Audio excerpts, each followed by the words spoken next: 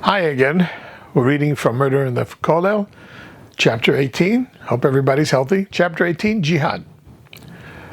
When we exited the Hillel House offices, we were surprised to see a group of some 50 Arab protesters gathered at the base of the steps in front of the building entrance. Their signs said that they were demonstrating against Israel's oppression of the Palestinian people. There was not much of an Israeli presence in East Lansing, so they apparently decided to protest in front of the Jewish Hillel House. Some of the girls wore the hijab, and some of the guys of checkered kafia. A few held up signs that supported the Palestinian cause, but most just milled around chanting Arabic slogans, which I did not understand. They seemed quite zealous and ticked off about something. Isn't America great? The right to gather and protest is the backbone of American democracy. If these guys want to demonstrate, I was not going to interfere. They had every right to be here, and that meant that I had to keep my mouth shut and move on. I am not a Zionist, meaning I did not believe that the only future for the Jewish people after 2,000 years of diaspora was to emigrate in order to go build up our homeland. I was not for or against those that believe in this credo. The reason for my wishy-washy stance was because I am almost totally ignorant when it comes to those things dealing with Israel. I had never been exposed to the subject because until recently I barely knew anything about Judaism. All my studies taught me that for Jews the land of Israel was holy. Not just special, but inherently holy. The city of Jerusalem was holier still. You even had to make a special blessing when you stepped on the soil of the Holy Land for the first time. But that was the limit of my knowledge about Israel. One day I might go to visit the Holy Land, but that was way in the future. I had even less information regarding the Israeli government's internal and external politics, and I was not really up to date with the Arab-Israel conflict and the Palestinian question. As with all disputes, I knew that there were two sides to the coin, but I had no idea about Zionist doctrine, and I knew even less about the Palestinian side of the argument. Before I take any position on this issue, I would have to update my information.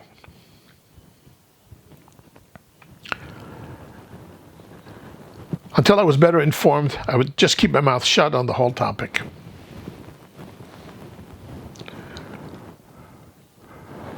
However, there was one thing that I did know. The new anti-Israel movement was the old anti-Semite movement in new garb. As I said, I'm far from being an expert in this field, but from the little that I've heard in the radio and TV, I knew that the anti-Israel movement was based quite a bit on false information and outright lies. In their rhetoric, Jews were never referred to as Jews. They were called Zionists. The Zionist government discriminates against its Arab citizens and practices apartheid. Every Zionist was a racist. Every Zionist was a world-destroying oppressor. Sound familiar? You never heard the word Jew at the anti-Israel demonstration, but who were they kidding? People like Captain Flowers came in all sorts of shapes and sizes. So if there was any group that did not get my sympathy, it was this group, but I would allow them to practice their basic right of protest, and I'd get out of their way. I directed Daphna to the side so that we could skirt around this angry mob and get to our car. Daphna pointed to one of the protesters and said to me, "Do you see that book the guy is carrying?" "Yeah, what is it?" "That's a bit of Michigan history right there in front of you," she said. "What is it?" "That's a copy of the Protocols of the Elders of Zion," she said. "Is that a Jewish book from Michigan?" I asked. "Far from it. It's a vile anti-Semitic book written in Europe. Good old Henry Ford, the father of the modern automobile from right here in Detroit, thought that the American public should be aware of the dangers of associating with Jews. Being the good Samaritan that he was, he had the book translated, printed, and distributed." "That was nice of him," I said sarcastically. We'd gotten through most of the crowd when we heard someone shout, "There they are, over there." I looked back to see who they were, but instead saw a dozen men close in on us and grab both me and Daphna. The grab was done most professionally. We did not stand a chance. It was almost as if they had rehearsed the grab. 5 guys held my arms and legs, and one fellow had his arm tightly around my neck. Daphna was in the same boat. The crowd was loudly encouraging the people holding us. We both yelled and protested, but no one was listening. The mob cheered, as they dragged us back to the top of the steps in front of the building. Between us stood 30 or something young men with red checkered keffiyeh. Between us stood a 30-something young man with a red checkered keffiyeh wrapped around his neck and a 3-day beard on his face. He motioned for the protesters to be silent again. Today we strike a blow in the battle to achieve justice for the Palestinian people who are being oppressed by the Zionists. The crowd loved it and roared their approval. These two Israeli Zionists tried to sneak into our community and spread their lies, but we know the truth. They will pay the price. More cheers. I could not believe that this was happening in the middle of the day, in the middle of East Lansing, in the middle of the USA, land of the free. We were just 2 blocks away from the police station. I was fairly sure that someone inside the building must have called the cops. If I could just stall this guy, we should be all right. My head was pulled back, but I could still speak. And I said, "You got the wrong people. We're not Israeli. I live in Detroit, and she lives here in East Lansing. Is your name not Simon Lincoln?" asked Keffiyeh man. "And is not this Daphne Lachler?" The guy had a slight Arab accent and pronounced the ch sound in Lachler perfectly. "How'd this guy know our names?" "Yes, that's our names, but we're not Israeli." The fellow turned to the crowd. "See how they lie?" He held up a paper, but I could not see what was written. "This is a warrant issued in the International Court of Justice in The Hague for the arrest and extradition of Simon Lincoln and his whore, Daphne Lachler, for war crimes committed against the Palestinian people during the Israelis' unprovoked invasion of Gaza in the year 2014. "What are you talking about? I've never been to Israel in my life," I exclaimed. "More lies," screamed the man. "Here are their pictures. This is Captain Simon Lincoln of the Israeli Defense Forces." I looked around to see if anyone in the crowd might be able to help. The protesters were crowded around us at the base of the steps. There seemed to be 10 or 12 real hotheads who were spurring the rest of the crowd. They were not as enthusiastic as the ringleaders, but I could see that none of them were going to help us. No one from the Hillel building was venturing out of the front door. There were some curious passerbys, but they were keeping their distance by standing on the sidewalk across the street. We were on our own. In times of stress, you sometimes notice the weirdest things. About 1/4 of the people around us had their smartphones out and were recording the entire proceedings. No one was going to help, but they were going to document whatever happens. Up to wazoo. Daphne yelled, "Are you crazy? You have the wrong people." "How dare you talk to me like that? Close your mouth, you stupid bitch," yelled Keffiyeh man. Then he raised his hand and with an open palm gave Daphne a resounding slap that spun her head around. It felt as if I was watching the whole thing in slow motion. I heard the sound of the slap and my blood began to boil. I tried to free myself, but to no avail. The crowd cheered. "This man is a war criminal," he said, pointing at me. "The police will be here soon and we will turn him over to them. But first you must hear what this man has done." The crowd quieted so as not to miss a word. During the conflict, this man commanded an 8-man squad.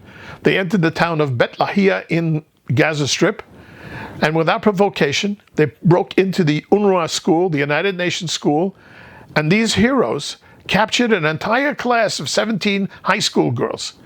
He directed his men to rape each one of the girls, those innocent young girls. Then, when his men had their way, he ordered them to kill the entire class so that there would be no evidence of what they had done. And since they did not want to attract attention, they did not shoot the girls. They slit their throats and left them to die. "That is the criminal you see before you," he said, pointing at me again. "You must be punished. Should he be allowed to walk free?" he screamed. The crowd answered with a resounding "No!" The fact that none of this was true was of no concern to any of the protesters. The aggressive dynamic of the crowd was reaching fever pitch. I squirmed, but I could not get free. I could only hope that the police got here to rescue us before this crowd got out of hand. "There's one more thing you do not know," shouted Keffiyeh man. The noise abated slightly. "I come from Bet Lahia," he paused for effect. "That was my home. One of the girls that this man raped and murdered was my sister." The crowd went crazy. "Where are the police?" I could hear the sirens approaching. It would not be long. Apparently, he also heard the sirens and continued. "The police will soon arrive, and when they do, they will see what it means to be a true hero of Islam, to make jihad, a holy war against the Zionists. He extracted a 10-inch hunting knife from his jacket.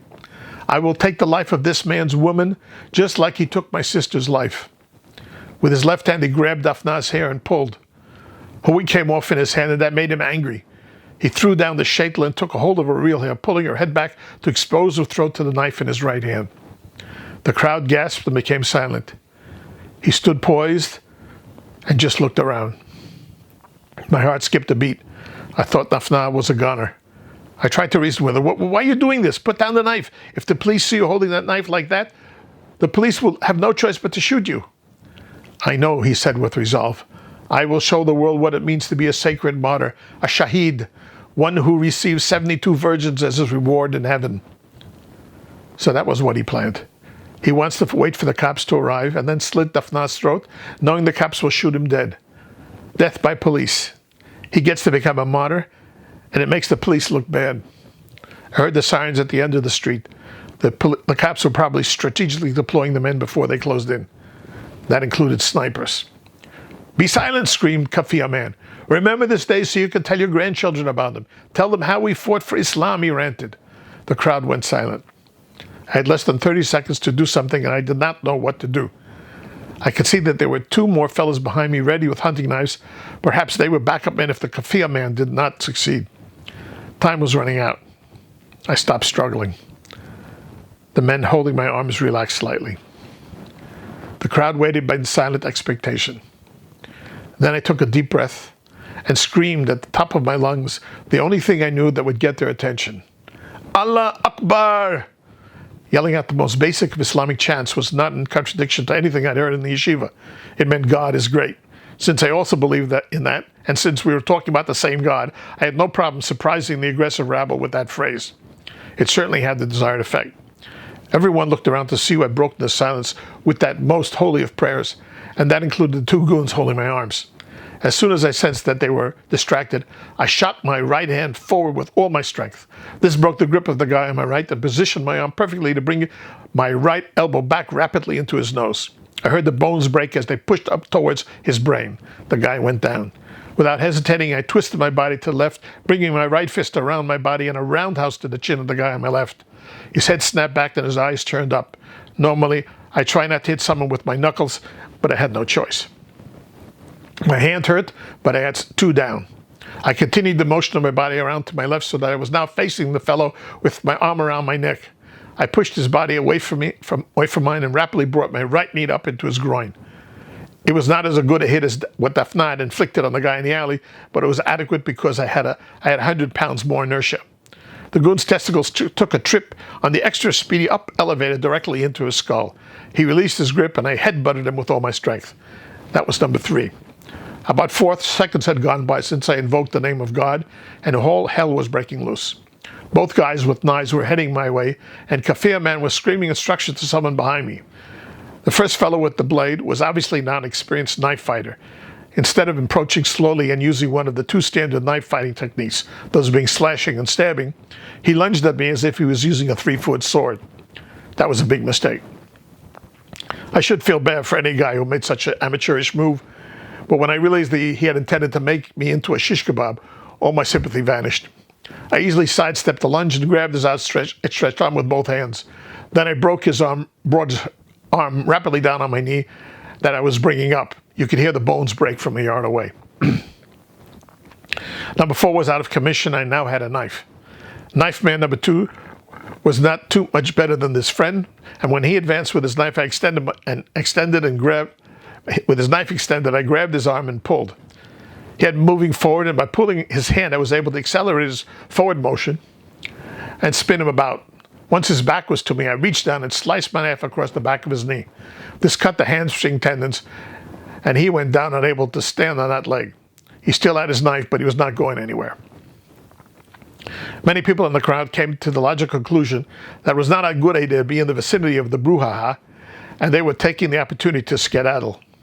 Protesters were moving this way and that. I ducked low and hid from the Kafir man, who was yelling commands with his knife still poised against Dafna's neck. Why he decided to stick with his original script of waiting for the police to kill him, I do not know. I am just thankful he did not try to improvise.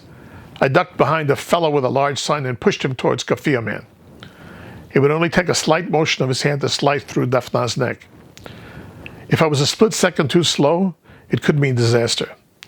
Somehow I had to incapacitate the use of his right hand.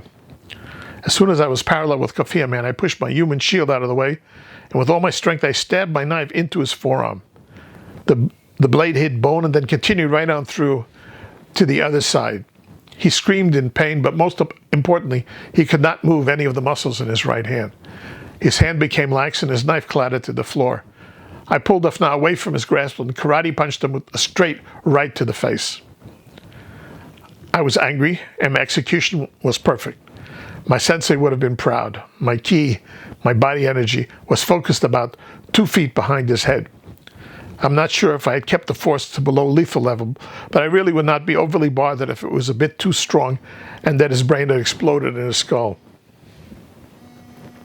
I followed the first hit with my left palm coming up directly to his chin, and finally by my right palm breaking all his nasal bones. He was not dead, and just stood there trying to decide if his ticket had been punched. Suddenly, a really ticked off Daphna pushed me aside and kicked him in the crotch like she was going for a Super Bowl field goal. It was decided. He went down. Daphna was now jumping about on her left foot and complaining about her toe. I think I might have smiled at the humor of the situation. She had not remembered about sturdy shoes. I looked around quickly and could not see any more attackers. A feeling of relief washed over me and everything started to become sort of a blur. The police had finally arrived and were handcuffing everybody they could grab and were calling for medical support. The 6 heroes of Islam that I had laid out were scattered around the steps. All the rest of the protesters were crawling into the woodwork and making themselves scarce. I don't know how it happened, but at some point I began hugging Daphna, and she was hugging me. I think we were holding each other up. We did not say anything, we just hugged. My mind was a blank, but I do remember that it felt very comforting. In the back of my mind, I knew that this was not the appropriate behavior for Yeshiva Bacher with a woman that was not his wife, but I felt that God wanted us to be hugging each other. It was the right thing to do. We stood like that until the initial pandemonium of the police raid abated, about 5 minutes, I think. Then she seemed to realize just what she was doing and broke away embarrassed for making such a display. She leaned closer and whispered emotionally, "I was so scared. So scared." "Scared is good in this business. It keeps you from doing stupid things," I said. I retrieved my hat and Daphna's shaitel. That was not too bad, but her wig was a total mess and absolutely filthy from being trampled. She couldn't wear the thing, so she just held it in her hand. Daphna looked so small and vulnerable, and I knew she was on the verge of breaking. "Can I ask you something?" "Anything," she answered meekly. I looked at her sternly. "We are supposed to be Kiktuch's partners, right?" She nodded her head in agreement. "And I know you did all the work that last time with the mugger." "You were kind of a wimp, you know," she said with a weak smile. "But that was one guy. Big deal," I said dismissively. "Well, that was a big deal for me," she said proudly. "So how come you just stood there today? I mean, there was just one guy holding a knife to your neck. You just did nothing. You let me do all the hard work. That's not what I call partnership. You better shape up," I said sarcastically. For a moment she took me seriously, and then she understood. "I'll try not to be so lazy next time," she said with a wide smile. "Now you're talking, partner," I said, with an equally broad smile. We began to laugh. The laughing got deeper and stronger. Tears of happiness for being alive flowed down her cheeks. Maybe mine as well. Much better than tears of sorrow and death. That's the end of chapter 18. Tomorrow we'll do chapter 19.